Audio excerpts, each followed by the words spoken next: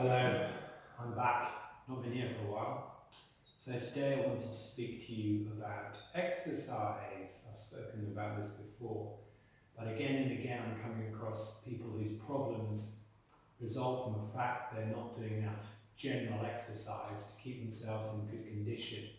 What happens is exercise gradually declines. Sometimes it's through having kids or a change at work. They get busy, or maybe they've never really done enough exercise, and as their body ages, that lack of exercise becomes a more significant part of their health experience. When we think about exercise, we need to have some idea of the amount of exercise that we should be doing, or the amount of general activity that we should be doing. Only a couple of generations ago, if we wanted to heat a house, we had to shift coal or chop wood. If we wanted to fill a kettle, we had to pump a water pump or carry buckets. Now we just switch on heating and we just turn a tap. We don't walk anywhere, generally speaking. People are walking less now than they were even 10, 15 years ago. So the exercise that we evolved to have in evolutionary terms, our bodies needed in order to get the resources that we required for food and shelter. We don't have those requirements anymore. They're all provided at the flick of a switch. That means we need to go out of our way to provide that exercise that our bodies are adapted for. We have two choices. We can either take that on board and incorporate that into our daily lives, or we can pay the price for not having it incorporated into our lives. It's interesting that people don't really think, full stop, people don't really think about how they're using their time. They're quite happy to say, right, this is my work time. And for most people, they're employed, so their work time is someone else's time. They're giving up a chunk of their lives in order to get the finances back to live their lives. But in the time which is their own, are they really thinking about how they're using that? Or are they really balancing those two elements in an effective way? Because you can give, unfortunately in our society, you find ourselves giving up a hell of our own time, or the majority of our life, in terms of earning those requirements we need in order to survive.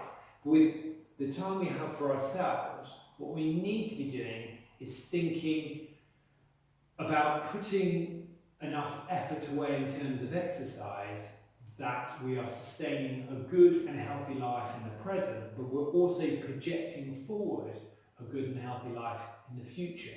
There are a lot of people, for example, who are just trying to get by day, like most of us. Or other people are putting aside money for pensions, thinking about the future, but they're not investing in their health. I come across a lot of patients who spend an inordinate amount of time telling me about what they're having done with their kitchen or how they're changing this. And so the external temple they live in looks amazing. But looking in the mirror for those people isn't such a good experience.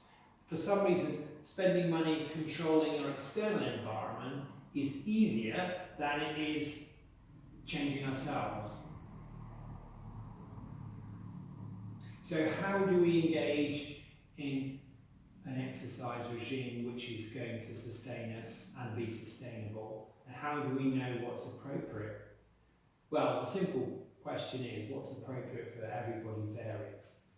People's bodies are very different, they have very different needs, and the way they want to live their life is very different. But we need not just to avoid the pain of inactivity, which if you don't move enough, your body will start to shut down and it will become painful. Or if you don't move enough, that underlying energetic need of your body will become channeled into things like anxiety, because we're not using our body and its metabolism in the way that it has evolved to do. But if you've had a large exercise need in the past, then you need to sustain that. Otherwise, particularly things like your appetite, you're really used to eating a lot of food, but you're not burning off anymore. But generally speaking, most people aren't getting enough cardiovascular exercise. So as a minimum, and I'd say this is what the World Health Organization recommends, is like 3 sessions of half an hour a week.